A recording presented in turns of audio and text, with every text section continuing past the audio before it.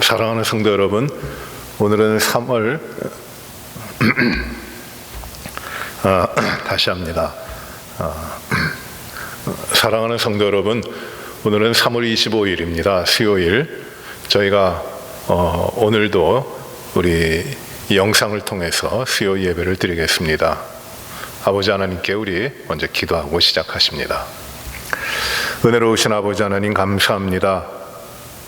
주일 하나님 앞에 귀한 예배로 드린 후 저희들의 삶을 3일 동안 인도하여 주시고, 우리들의 삶의 모든 부분에서 오직 하나님이 인도하시고 주장하시며 하나님을 의지하며 하나님 안에 살아오도록 하신 것을 감사를 드립니다. 어려운 때 환난이 많고 질병과 전염병과 또 두려움과 많은 어려움으로 수많은 사람들이 괴로워하고, 이 앞으로 우리들의 삶의 여건과 환경들이 어찌 될지 두려워하며 세계가 어려운 가운데 들어가고 있지만, 저희들은 이럴 때일수록 더욱더 믿음 가운데 주님 안에 우리들의 삶의 자리를 잡고 주님을 의지하며 바라보며 주님만을 향하여 주님의 힘으로 힘을 내며 살아갈 수 있도록 하여 주셨으니 감사합니다. 아버지 하나님, 오늘도 저희가 이 예배를 통하여 말씀 가운데 주님을 만나고 주님을 알고 주님을 더 깊이 이해하고 주님과의 깊은 사귐과 그리고 주님에 대한 우리들의 삶을 온전히 드릴 수 있는 우리의 믿음의 큰 예배가 되도록 하나님께서 인도하여 주옵소서. 모든 것을 주님께서 주장하시고 인도하여 주옵소서.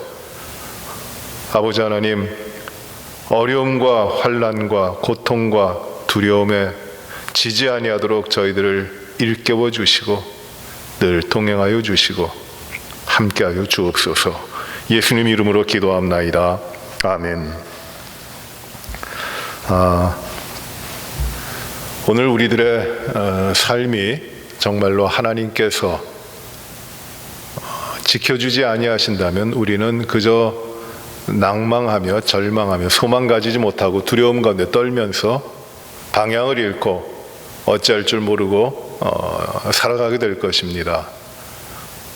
참 어려운 때 질병과 또 전염병이 무섭게 찾아오고 있을 뿐만 아니라 그로 인하여 우리가 가지게 되는 두려움, 우울함, 그리고 소망을 잃어버린 것들과 같은 낭만과 절망하는 상태에 이르게 되고, 또 그로 인해서 또 우리들의 삶의 그 근거가 되고 기저가 되는 이 구조가 깨지고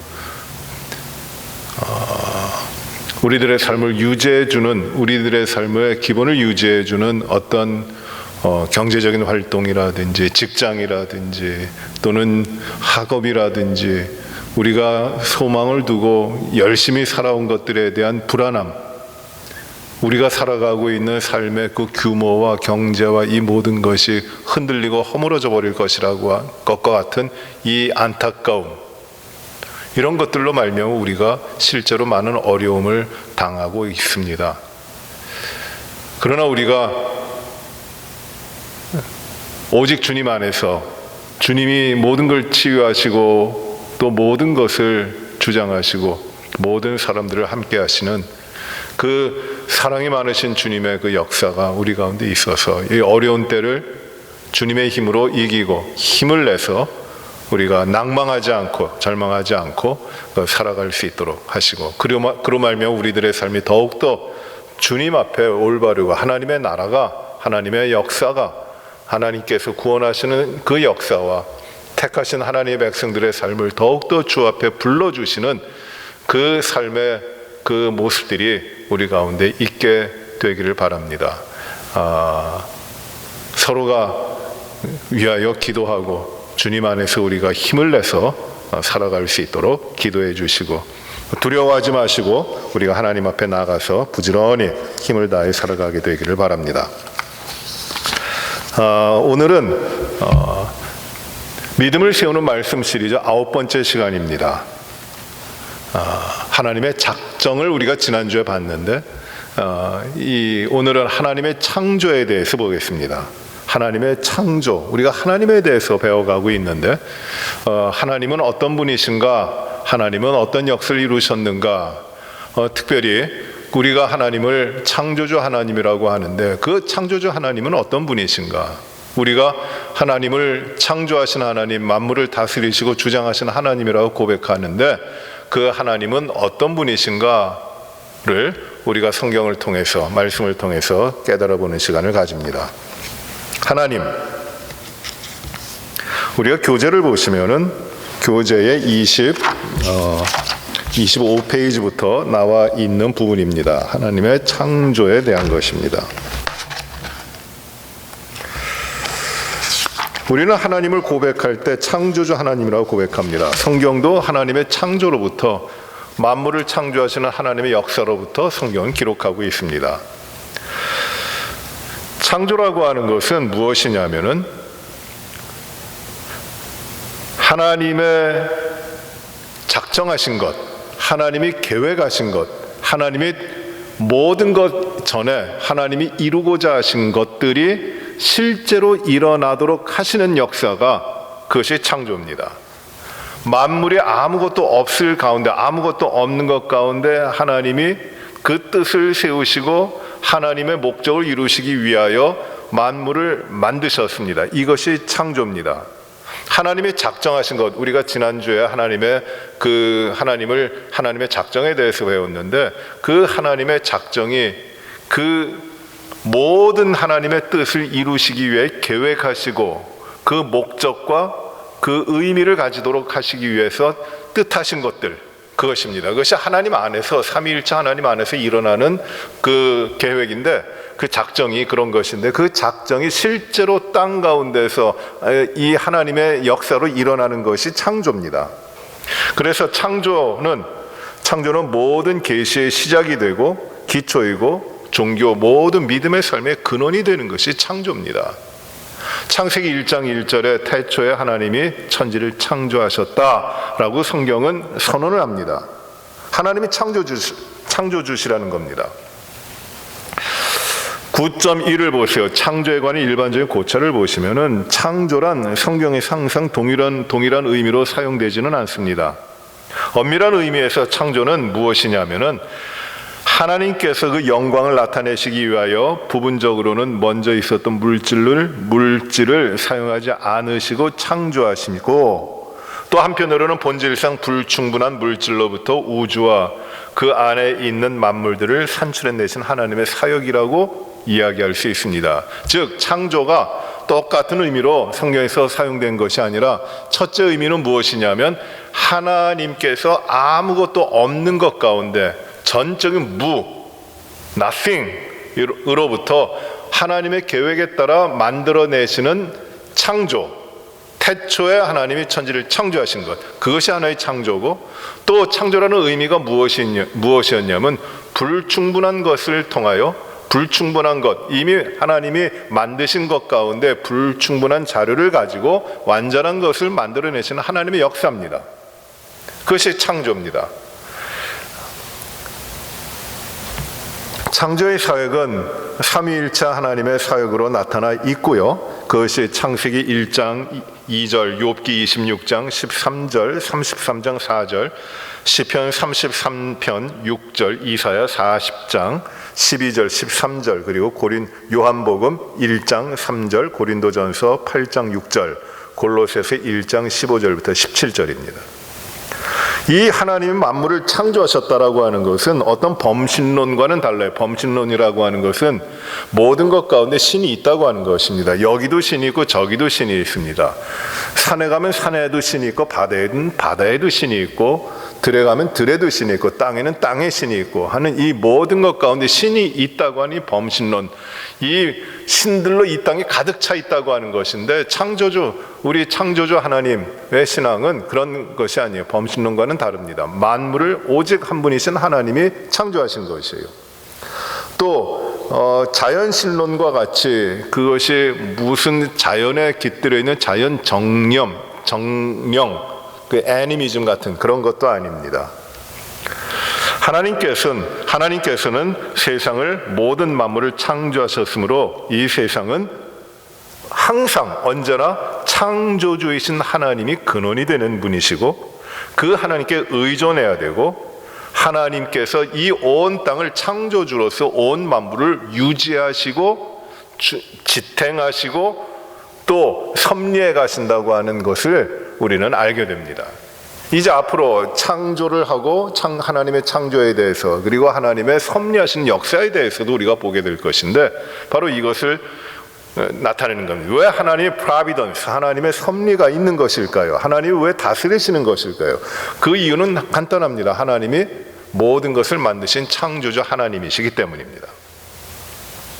그러면 9.1의 1을 보시기 바랍니다. 창조의 시기입니다.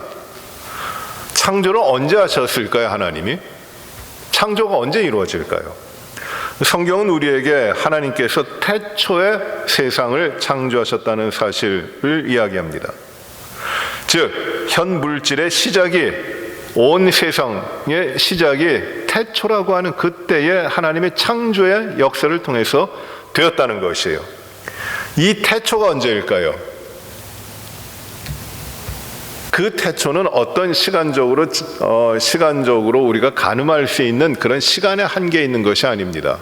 그 태초는 언제냐면은 히브리적인 성경의 창세기 1장 1절에 나와 있는 태초라는 말은 어떤 의미가 있느냐면 하나님께서 창조를 시작하시는 그때라는 것이에요. In the beginning이라고 번역을 했는데 그 베레시트라고 하는 히브리 말은 그 하나님의 역사가 이루어지는 그때, 시간으로 따질 수 있는 그때, 몇 천년 전, 몇만 년 전 이런 이야기가 아니라 하나님의 창조의 역사가 있는 그때, 그때는 아무것도 없었습니다. 전적으로 무였습니다. 완전히 무였습니다. 거기에서 하나님이 창조하시는 것이에요.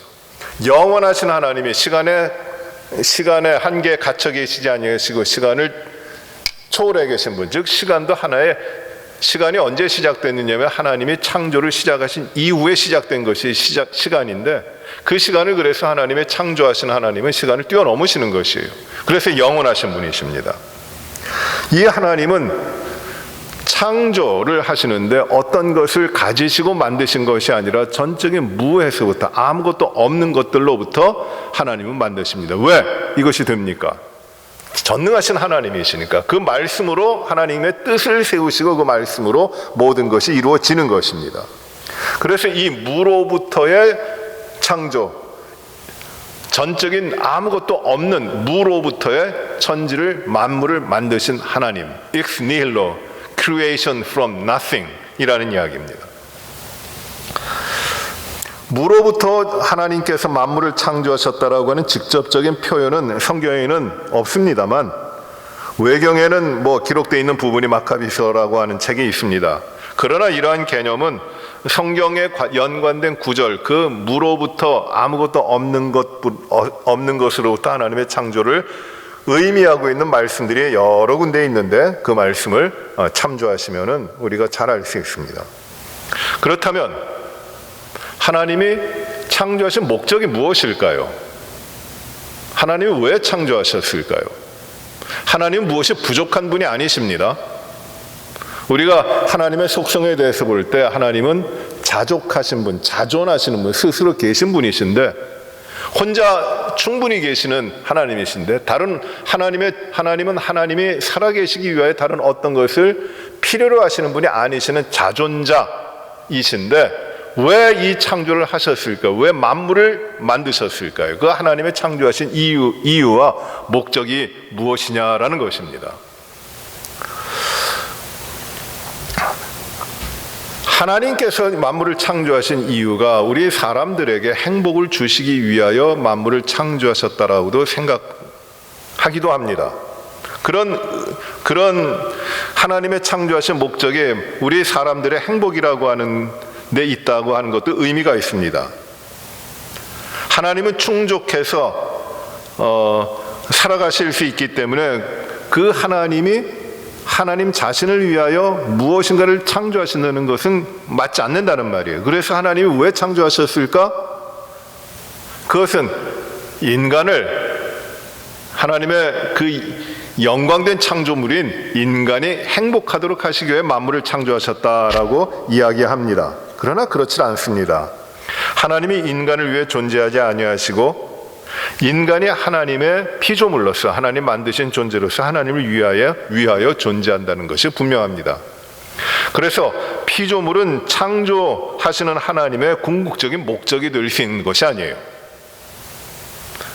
그러므로 분명한 창조하신 하나님의 목적은 어디에 있느냐 하면 성경에도 여러 군데에서 언급하고 있는 말씀인데 하나님이 자기 자신의 영광을 나타내기 위하여 창조하셨다고 하는 것입니다.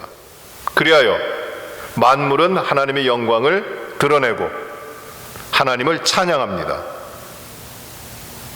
이 만물의 아름다운 것들이, 만물의 위대한 것들이 그것이 그냥 허황된 세계를 있는 그 어떤 모습을 보여주기 위해서 창조된 것이 아니라 그것이 하나님의 영광을 드러낸다는 것이에요. 시편에도 이 말씀이 잘 기록되어 있죠. 이 하나님께서 만물을 통해 영광을 받으시는 겁니다. 그리고 하나님을 찬양하도록 하는 것이 하나님의 창조의 목적입니다. 여기에 대한 성경 구절이 이 교재에 쭉 나와 있습니다. 왜 하나님이 태초에 창조하셨을까? 요한복음 1장 1절에 보시면은 이렇게 성경은 기록하고 있습니다. 태초에 말씀이 계시니라, 말씀이 있었다라고 이야기합니다. 그분이 하나님이세요. 그 창조하시는 겁니다. 그런데 이 태초에 말씀이 있었다는 말을 잘 이해하려고 사람들이 애를 많이 썼습니다. 이 말씀이 계셨다라는 것이 무슨 의미일까? 독일의 그 위대한 그 괴테가 파우스트라는 걸 작품을 썼죠. 거기에 그 작품 가운데 파우스트에 나오는 그 주인공이 파우스트 교수인데 그가 이 요한복음을 번역하려고 하다가 요한복음 1장 1절부터 막혀요. 태초에 말씀이 있었다. 이것이 무슨 의미일까? 이해를 하려고 하는데 그것이 와닿질 않아요. 그래서 이 파우스트는 어떻게 번역을 하기를 시작하느냐면 태초에 뜻이 있었다. 독일말로 will이 있었다라고 번역을 합니다. 태초에 뜻이 있었다. 그래야 하나님이 뜻을 세우고 창조를 했다. 그런데 그게 만족되질 않아요. 만족스럽질 않아요. 그래서 번역을 바꿉니다. 태초에 힘이 있었다. craft. 힘이 있었다. 그 창조하는 능력이 있었다라고 바꿉니다. 그것도 의미가 있지만은 거기에 만족하지 않습니다. 그래 다시 번역을 바꿉니다. 무엇이라고 세 번째 바꾸냐면 태초에 행위가 있었다. 행위, act. 액션이 있었다. 하나님이 움직이시는 것이 있었다.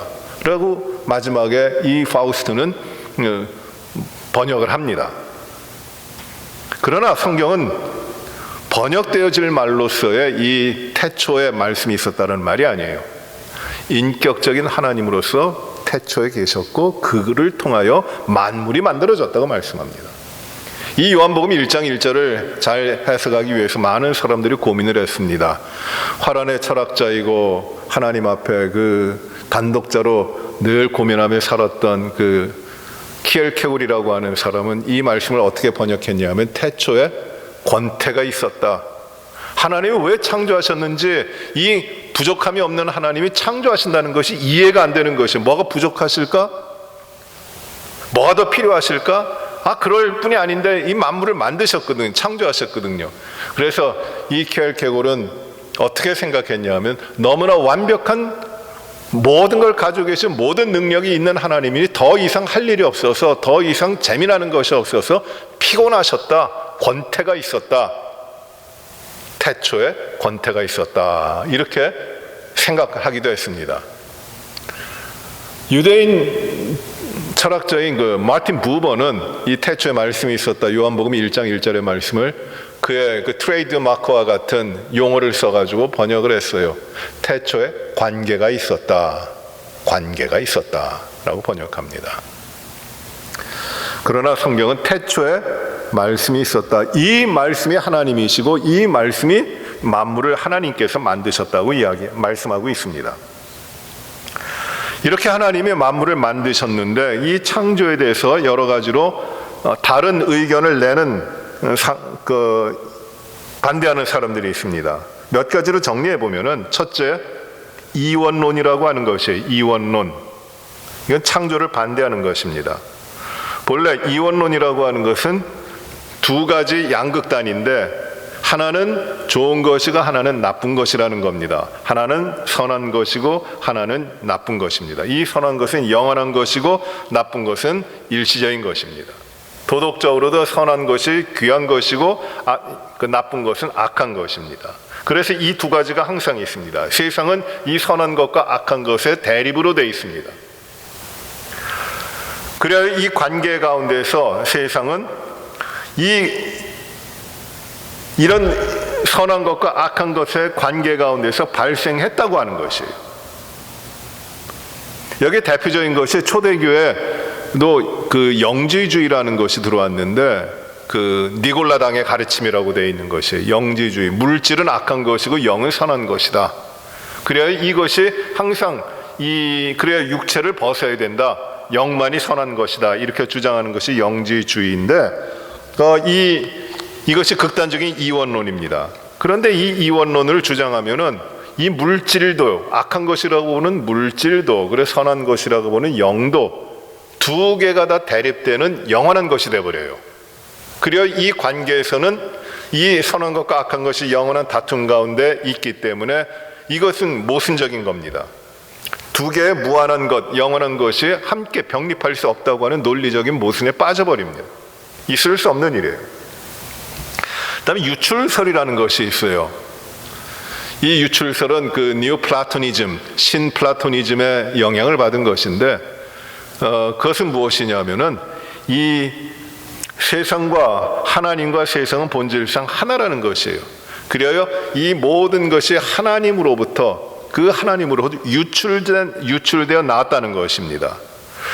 세상은 신이 하나님이 존재하니까 하나님으로부터 유출되어서 떨어져 나와가지고 있다는 것이에요.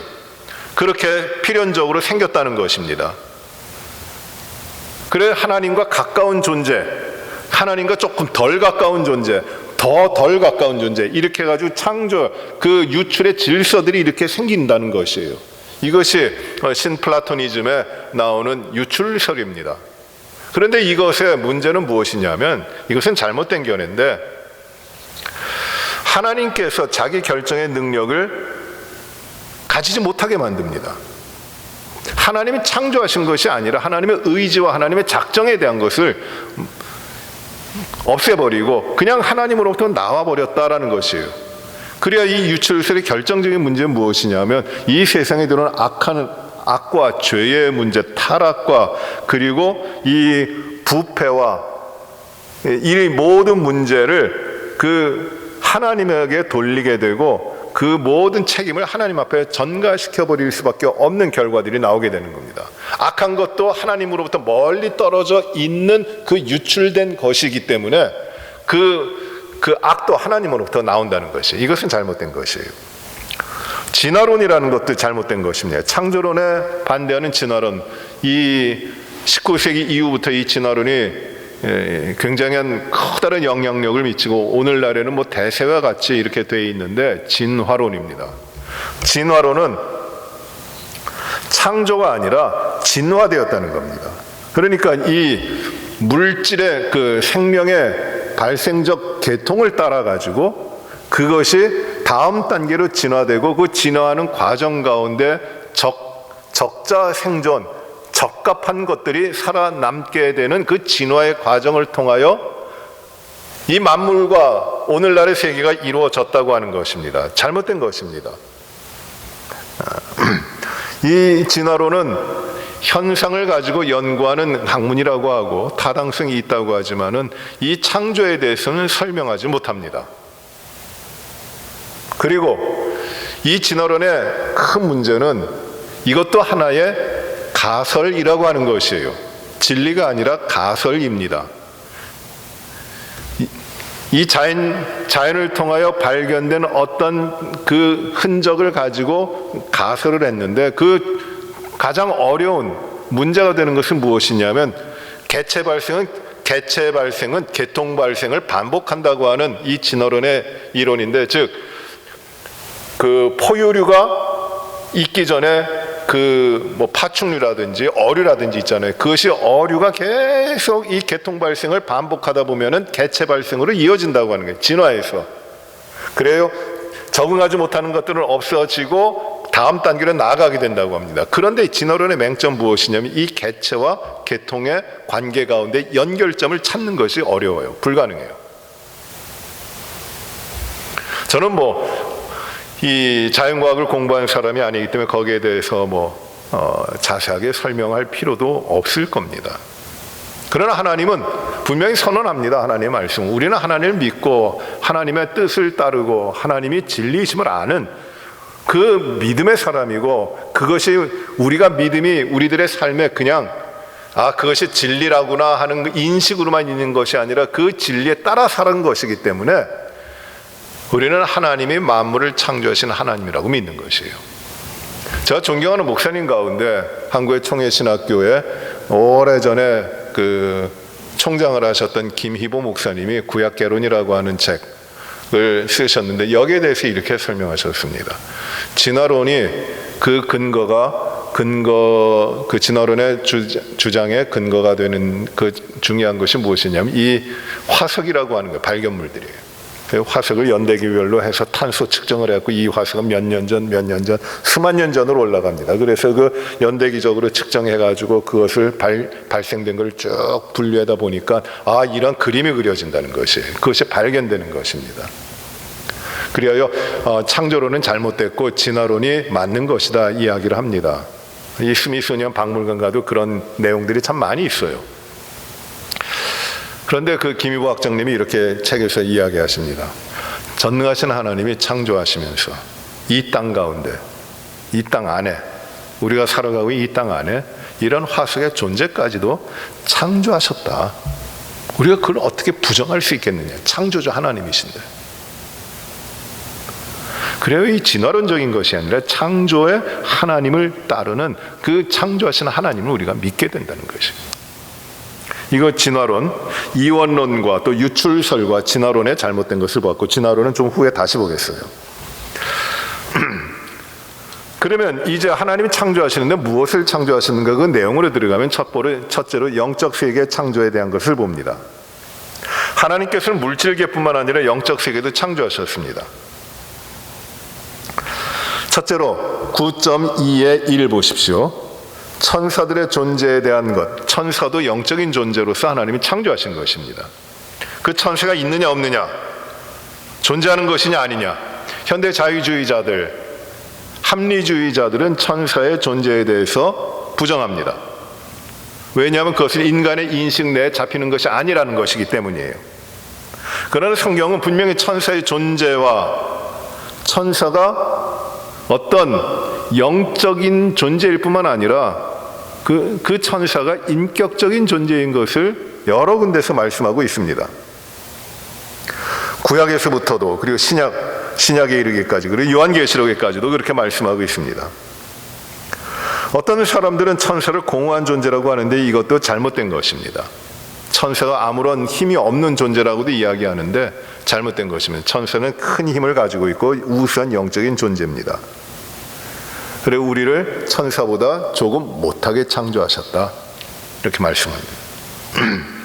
또 어떤 때는 육체적 형체를 취하기도 하지만 살도 뼈도 없기 때문에 볼 수도 없는 존재입니다. 육체적인 모습으로 현현하에 나타나기도 하지만 천사가 이 육체의 물질적인 세계 가운데서 육체를 가지고 활동하고 있는 존재는 아니라는 것이에요. 천사 중에도 어떤 천사는 선하고 거룩하고 또 선택받은 천사가 있습니다. 우리가 지난주에 예정에 대해서 공부할 때 예정의 대상은 누구냐 하면 모든 피조물들, 모든 인간들과 모든 영적인 존재들이라고 말씀했는데, 천사도 선택받은 천사가 있어요. 선한 천사. 그런데 천사 중에 또 그렇지 못한 천사들도 있습니다. 본래적인 천사의 위치에서 이탈을 하여 타락함으로 악한 존재가 된 천사들도 있어요. 예정의 그 하나님의 예정하신 가운데 선택되지 아니하고 버려지는 천사들도 있는 것입니다.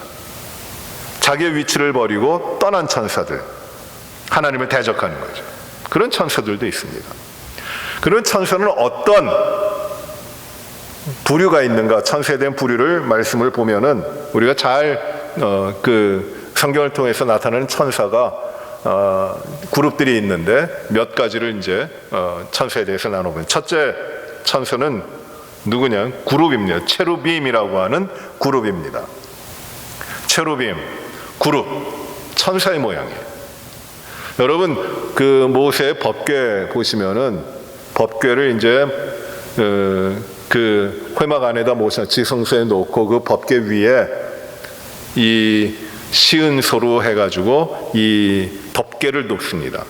위에다 이렇게 큰 쟁반같이 법궤 사이즈에 딱 맞게끔 이렇게 올려놓습니다. 이 위에 그 대제사장이 1년에 한 번 들어가서 1년에 한 번 그 지성소에 들어가서 피를 그 위에 뿌려 이스라엘 백성들의 죄를 하나님 앞에 사함을 받습니다. 그래서 여기가 시은소, 은혜가 베풀어지는 자리라고 이야기하는 거예요. 이것이 모세의 법궤 위에 있는 시은소입니다. The mercy seat예요. 그런데 이 시은소가 있으면 그 시은소 양쪽 옆에, 즉 법궤 위에 덮는 이 위 끝에 서로 마주보고 두 날개를 펴고 있는 두 그룹이 이렇게 있습니다. 양쪽에. 이것이 천사의 모습인데 그룹입니다. 이 그룹은 체루빔 그룹은 하나님의 능력과 존엄과 영광을 선포하고 에덴 동산에서나 성막과 성전에서나 지상에 임재하실 때 하나님의 거룩성을 호위합니다. 하나님의 거룩하심을 나타내고 그것을 지키려고 행하는 것이 바로 이 그룹입니다. 두 번째 부류의 천사는 누가 있냐면 스랍이 있습니다. 스랍은 성경에 보시면 오직 한 군데만 나와요. 어디에 나오냐 하면 이사야 6장에 나옵니다. 이사야가 여호와 하나님을 만날 때, 성전 안에서 만날 때 스랍들이 그 성전에 있는 것이에요. 6 날개를 가지고 이 날개를 펴면서 그리고 하나님의 말씀을 전합니다. 이들이 스랍입니다. 스랍들은 하늘의 보좌를 옹이하고 시종들며 하나님을 찬송하며 하나님의 명령을 준행할 준비를 하고 있습니다. 또 그들은 화해의 목적을 수행하며 인간으로 하여금 하나님께 올바른 접근하도록 준비를 시키십니다. 이렇게 정리를 해봤습니다. 스랍이 있어요. 그것도 천사입니다. 또 천사의 이름이 나오는데 대표적인 천사 둘이 있습니다. 오늘날도 사람 이름, 영어로 된 이름 가운데 참 많이 쓰이는 이름인데 가브리엘과 미가엘이라고 하는 이름입니다.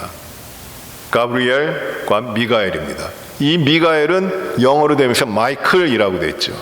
마이클. 우리 교회에도 마이클이라고 하는 영어 이름 가지신 분들이 많은데 바로 이 미가엘 천사의 이름입니다. 가브리엘은 여러 군데서 나오는데 이 가브리엘은 특별한 업무를 어떤 것을 감당하느냐, 신적 계시를 인간들에게 전달해 줍니다. 그래서 가브리엘이 그 하나님의 뜻을 전달합니다. 그 마리아가 성령에 의해서 잉태가 되고 이제 그리스도를 낳을 것이라고 하는 소식을 마리아에게 와서 전하는 천사가 누구냐면 가브리엘입니다. 하나님의 뜻을 전하는 것이에요. 그리고 하나님의 말씀을 사람들에게 해석을 해줍니다. 미가엘은 천사장이라고도 하는데 유다서 9절에 나와요. 그는 하나님의 백성의 대적에 대해서 대항하고 여호와의 전투를 대행하는 용감한 전사입니다. 마이클이. 성경에는 이 천사들 외에도 정사와 권세와 보좌와 주관자들과 이러한 것들에 대해서 언급하고 있는데 사도 바울도 이걸 많이 언급하죠. 이것이 일반적인 명칭으로 그렇게 기록되어 있는 천사들입니다. 이러한 명칭들은 천사들 사이에서도 등급과 위험의 차이가 있음을 지적하는 것이라고도 생각이 됩니다. 그럼 천사가 하는 일이 무엇인가? 9.2의 3입니다. 천사가 하는 일은 무엇이냐면 천사들은 하나님을 계속적으로 찬양합니다. 스랍이 그렇게 하는 것처럼 찬양하고, 죄가 세상에 들어온 이후로 천사들은 구원받은 자들을 위하여 봉사하고 구원받은 자들을 위해 섬깁니다. 지킵니다. 죄인들이 회개하는 것을 기뻐하고, 믿는 자들을 돌보고, 약한 어린 자들을, 소자를 보호하고, 교회 안에 있는 것이 천사입니다. 그래서 믿음의 사람들이 믿음의 삶을 제대로 살아가고 바르게 살아가고 위험으로부터 지켜주고 보호해주는 역할을 하는 사명을 가지고 있는 자들이 천사예요. 또 천사들은 하나님의 특별한 계시를 전달하고 하나님의 뜻을 백성들에게 나타내 보이고 하나님의 축복을 전달합니다. 하나님의 메신저가 되는 것이에요. 그래서 하나님은 천사들을 보내십니다. 또 하나님의 대적에 대한 심판을 이루고 심판을 진행하고 실행하는 자들도 천사입니다. 그러니까 천사가 굉장히 폭이 넓은 것이에요. 그 사역이. 그러니 선한 천사만 있는 것인가? 그렇지 않아요. 악한 천사들도 있습니다. 하나님을 대적하며 하나님의 일을 방해하기를 즐거워하는 천사들도 있습니다. 이 악한 천사들도 본래는 선하게 창조되었지만 그들의 본래적인 위치를 유지하지 못하게 되었고, 여기에 대한 것이 이제 베드로후서 2장 4절과 유다서 6절을 보시면 그 언급된 말씀이 나옵니다. 악한 천사들의 특별한 죄는 성경에 나타나 있지는 않지만 이 성경을 전체적으로 통하여 전체적으로 우리가 봐서 의미를 찾을 수 있는 것은 그들이 교만하여 하나님을 대항했다, 하나님의 자리에 올라가려고 했다, 신적 권위를 하나님만이 가지고 계신 권위를 가지려고 했다, 교만한 거죠.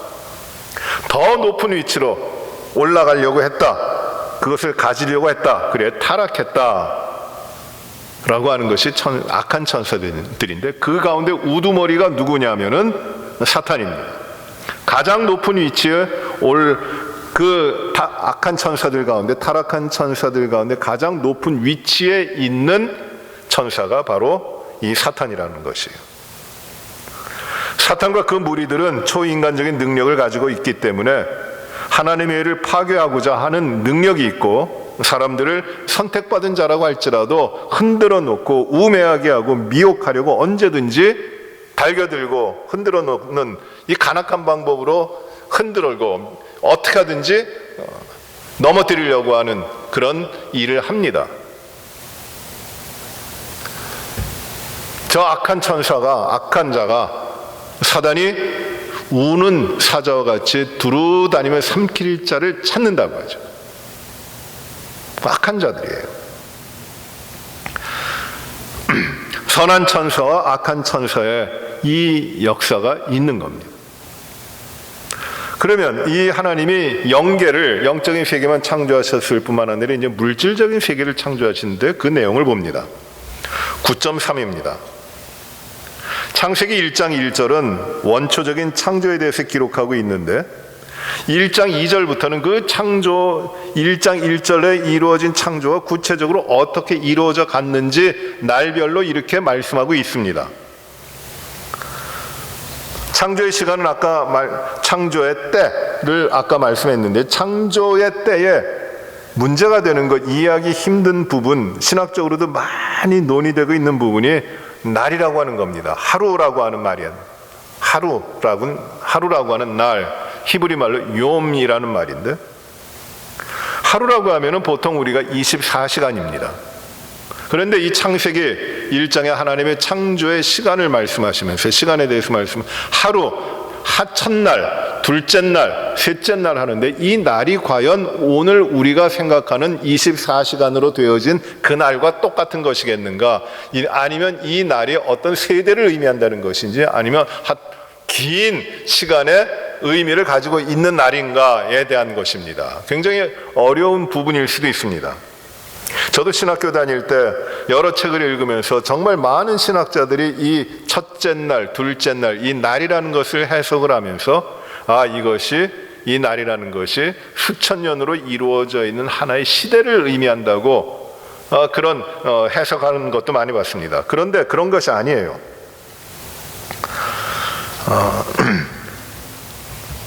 그 몇 가지 이유를 들겠습니다.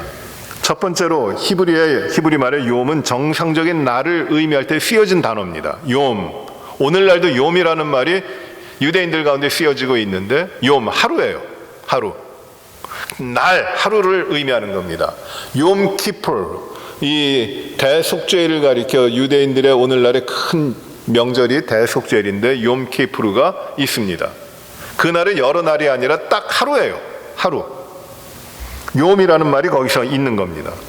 다른 해석이, 다른 전제가 붙어 있지 않는 한 이 욤이라는 말은 24시간 오늘날과 똑같은 하루라는 의미를 가질 수밖에 없는 겁니다. 두 번째로 아침과 저녁이란 말이 반복돼서 나오는데 저녁이 되고 아침이 되니 이는 몇째 날이다 이 창조 역사를 기록하면서 말씀하고 있는데 이 저녁과 아침, 히브리 사람들은 그 하루의 기준이 새벽부터 저녁까지가 아니라 저녁부터 아침까지예요. 그러니까 이것은 아침과 저녁과 아침을 이야기하는 것은 오늘날 그 해가 뜨고 해가 지고 하는 하루의 반복으로서의 하루를 24시간적인 하루를 의미해주고 있는 것이라고 생각할 수 있습니다. 세 번째로 여호와 하나님께서 만물을 창조하시고 여섯째 날을 쉬셨는데 이 안식일입니다. 이 안식일은 분명히 어떤 시대를 의미하는 것이 아니라 하루를 의미하는 것이에요. 하루를 의미합니다. 그 여섯째 날은 분명히 하루인데 24시간의 하루인데 그 여섯째 날을 의미하는 것이 첫째 날, 둘째 날, 셋째 날, 넷째 날, 다섯째 이 모든 날하고 똑같은 의미라는 것이에요. 네 번째로 출애굽 20장 9절부터 11절에 보면은 이스라엘은 엿새간 일하고 일곱째 날에 쉬도록 하는 명령을 받았습니다. 왜냐하면 여호와께서 하나님께서도 여섯째 날에 쉬셨기 때문이다 라고 말씀하고 있습니다. 일곱째 날에 쉬셨기 때문이다. 6일 동안 일하고 일곱째 날에 쉬셨기 때문이라고 말씀하고 계세요. 그러니까 출애굽계 명령은 안식일 하루를 지키라는 명령인데 그 명령의 근거가 어디에 있느냐 하면 창세기에 나오는 하나님의 창조 역사 가운데 그 날도 똑같은 것이라는 것이에요. 그렇게 우리가 생각할 수 있습니다. 그리고 다섯 번째로 분명히 이 창조의 날 가운데 마지막 3일은 정상적인 하루임에 틀림없습니다. 왜냐하면 이 날들은 지구와 태양과의 관계에 의해서 결정되었기 때문입니다. 하나님이 천체를 창조하시고 해를 만드시고 그리고 땅을 만드시고 그러므로 이 정상적인 날들을 어떻게 다른 시대라든지 이렇게 이야기할 수 있겠습니까? 창조주 하나님께서 하실 수 있는 것이에요. 하루에 그 욤이라는 말, 하루라는 말이 이겁니다. 그리고 6일간에 하나님께서 만물을 창조하시는데 그 어떤 창조를 하셨는가 우리 창세기에 보시면은 잘 나오는데 정리합니다. 첫째 날에는 빛이 창조되었습니다. 그리하여 빛과 어둠이 분리됨으로 밤과 낮이 생기게 하셨습니다. 이것은 태양과 별들 천체가 넷째 날에 창조되었다는 것과 모순되지 않습니다. 왜냐하면 이것들은 빛 자체가 아니라 태양과 별들은 빛 자체가 아니에요. 빛을 반사하는 반사체일 뿐입니다. 천체의 일부, 창조의 일부분일 뿐입니다. 그러나 하나님은 첫째 날에 빛을 창조하신 것이에요. 둘째 날에 하나님은 분리하는 일을 하셨는데 궁창을 만들어 물이 위아래로 나뉘게 됩니다. 궁창, 퍼머먼트라고 해서 하늘을 덮고 있는 커다란 이 지붕입니다. 이걸 만드셨습니다. 그래서 물을 나누셨는데 궁창 위에 그리고 궁창 아래 물로 나누시는 것입니다. 셋째 날에도 분리 작업이 이루어집니다. 바다와 땅이 분리되는 가운데 또 물과 나무의 식물계가 창조되고 하나님께서는 그 권능의 말씀으로 각기 그 종류대로 씨 맺는 나무와 채소와 과실을 땅에 자라도록 하십니다. 이렇게 바다와 땅으로 분리되게 하셔서 그 땅 가운데 이제 식물과 그 열매를 맺는 과수가 자라도록 하시는 것이에요. 넷째 날에 하나님께서는 태양과 달과 별 다양한 목적으로 봉사하고 섬기도록 창조하셨어요. 그리하여 기후와 상황의 징조를 나타내고 계절과 날과 연한의 궤속을 결정하시고 지구를 위한 빛으로서 활동하기 위하여 창조하십니다. 이것이 넷째 날이고, 다섯째 날의 사역은 공중과 물속에 사는 새와 물고기를 창조하십니다. 그러니까 이제 물에 사는 물고기들, 공중에 나는 새들을, 조류를 창조하시는 것이 이것이 다섯째 날이고, 여섯째 날 창조의 마지막 날 절정의 과정인데, 이 날에 하나님께서는 동물들의 최고인 인간을 창조하십니다. 하나님의 형상으로 인간을 창조하십니다. 그리고 흙으로부터 하나님의 형상을 따라 하나님의 하나님의 생명을 가진 인간을 창조하십니다. 이것이 창조의 절정이고 창조의 마지막이 됩니다. 이것이 여섯째 날이고, 그리고 마지막 일곱째 날에는 하나님께서 그의 창조의 사역을 다 마치시고 그리고 안식하셨습니다. 쉬셨습니다. 이렇게 6일간의 사역을 보면은 대조를 이뤄요. 평행되는 유사성이 있습니다. 첫째 날과 넷째 날, 둘째 날과 다섯째 날, 그리고 셋째 날과 여섯째 날이 유사성이 있는데, 교재를 보시면 이렇게 정리했죠. 첫째 날에 빛의 종류를 창조하십니다. 넷째 날에, 대조되는 넷째 날에는 해와 달과 별들을 창조하십니다. 빛을 반사하고 또 빛을 가지고 있는 물질을 창조하시는 것이죠. 두 번째 날에는 궁창을 창조하셔서 공간을 분리하십니다. 하늘 위와 하늘 아래로 분리하십니다. 다섯째 날에는 공중의 새와 바다의 물고기를 창조하십니다. 이게 분리가 됩니다. 그리고 셋째 날에 또 세 번째 세 번째 창조는 셋째 날에 물과 마른 땅의 분리를 또 나타냅니다.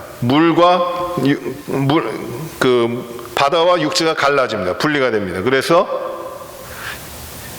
인간과 짐승이 거할 거처로서의 땅이 준비됩니다. 그리고 여섯째 날에는 그의 대조되는 여섯째 날에는 땅의 짐승과 육축과 기는 것과 인간의 창조가 여섯째 날에 이루어지는 것이에요. 그것이 이렇게 평행적으로 나옵니다. 그래서 하나님이 만물을 창조하신 것이에요. 하나님이 창조하지 아니하신 어떤 것도 존재하지 않습니다.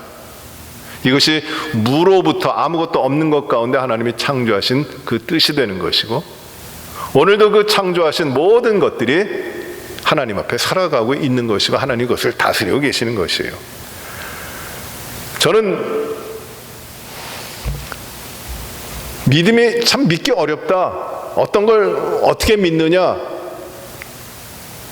예수님이 우리의 죄를 대신 담당하시기 위해 십자가에 죽으셨다는 건 내가 오늘 어떻게 받아들일 수 있느냐?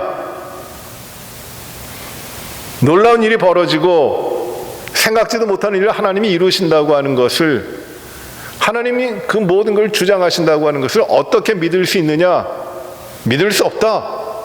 그런 이야기하시고 그렇게 고민하시는 분들도 참 많이 있어요.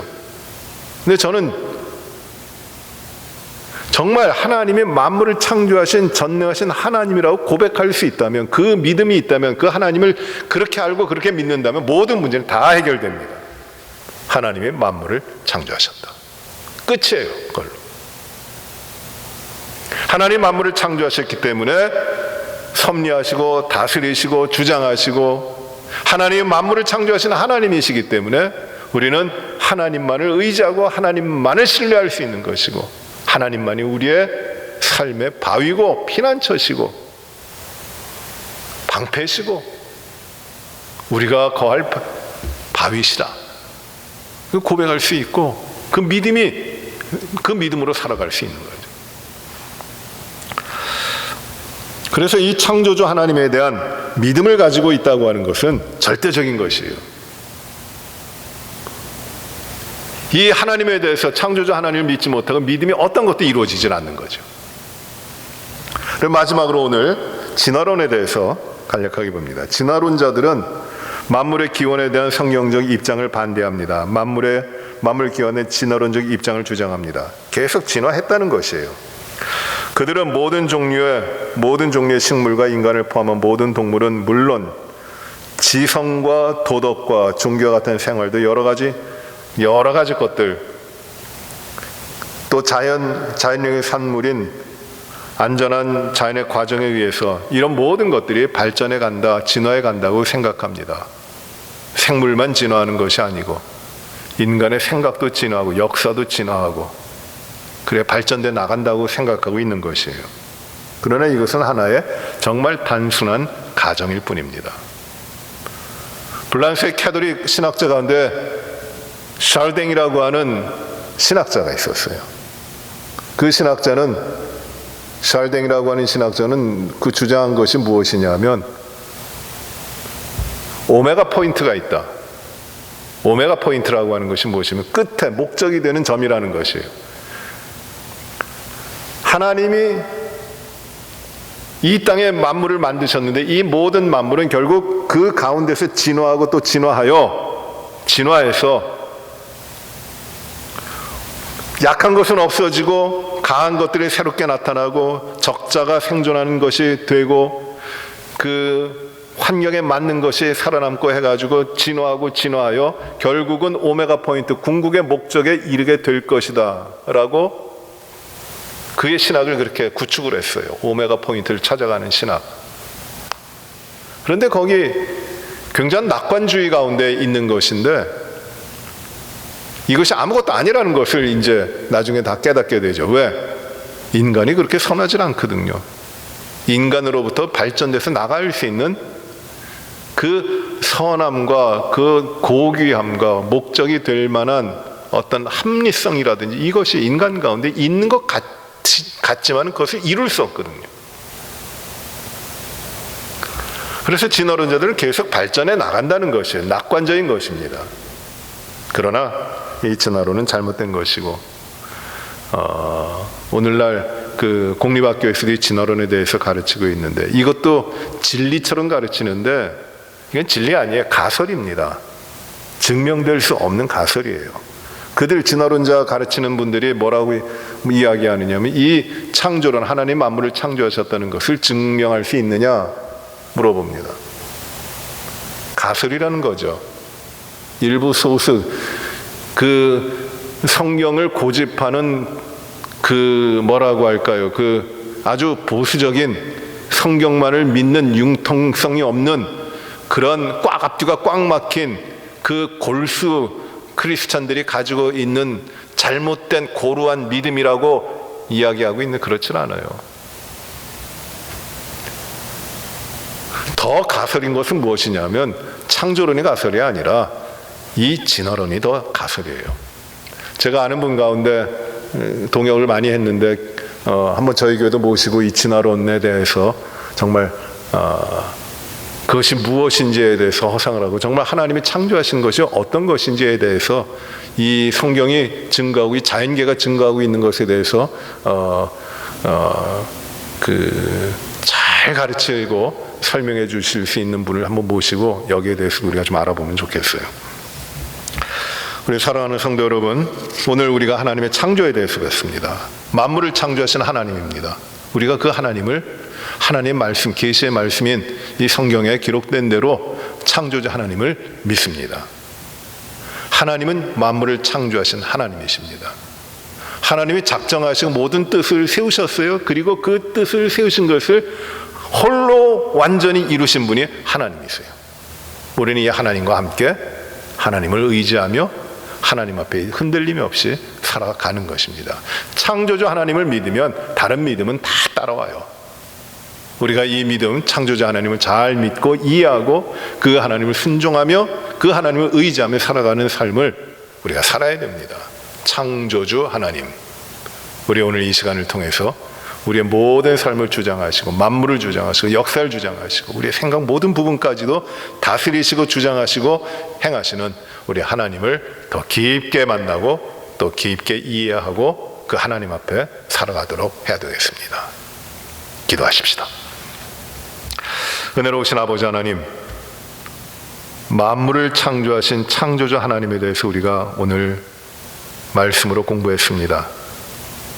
하나님은 우연히 존재하게 되신 분도 아니고 하나님은 무엇인가가 필요로 하여 존재하게 되신 분도 아닌 전능하신 스스로 계신 모든 목적과 뜻을 홀로 세우시고 하나님의 기쁨과 영광을 위하여 아무것도 없는 것 가운데 만물을 창조하시고 온 우주를 창조하신 하나님이심을 저희가 믿습니다. 이 하나님 앞에 저희들의 삶이 어떤 한 부분도 조그만 오차도 없이 하나님의 그 능력 가운데 이루어져 가고 있는 것을 고백합니다. 하나님, 영적인 세계와 이 물질적인 세계 모든 것을 창조하시고 그리고 그 가운데 하나님의 백성인 저희들의 삶을 살아가도록 하셨으니 주님, 어떤 다른 것을 바라보고 흔들리거나 의심하거나 혼란스럽게 살아가는 것이 아니라 만물을 창조하신 하나님 앞에 우리들의 삶을 드리고 의지하며 나아가는 저희들의 삶, 흔들림 없는 삶, 온전히 하나님만을 바라보는 삶으로 나아가게 하여 주시옵소서. 창조주 하나님을 믿습니다. 만물을 창조하신 하나님 앞에 우리의 삶을 온전히 의지합니다. 잘 믿고 그리고 이 믿음대로 살아가는 저희들이 되게 하여 주옵소서. 어려운 때에 저희들이 더욱더 주님을 의지하고 주님을 동행하며 다른 것들 가운데 근심하며 염려하지 아니하고 주님 안에서 승리하는 저희들이 되게 하여 주옵소서. 예수님 이름으로 기도하옵나이다. 아멘. 하늘에 계신 우리 아버지여, 이름이 거룩히 여김을 받으시오며 나라의 임하옵시며 뜻이 하늘에서 이루어진 것 같이 땅에서도 이루어지이다. 오늘날 우리에게 일용할 양식을 주옵시고 우리가 우리에게 죄 지은 자를 사하여 준 것 같이 우리의 죄를 사하여 주옵시고 우리를 시험에 들게 하지 마옵시고요 다만 악에서 구하옵소서. 대개의 나라와 권세와 영광이 아버지께 영원히 있사옵나이다. 아멘.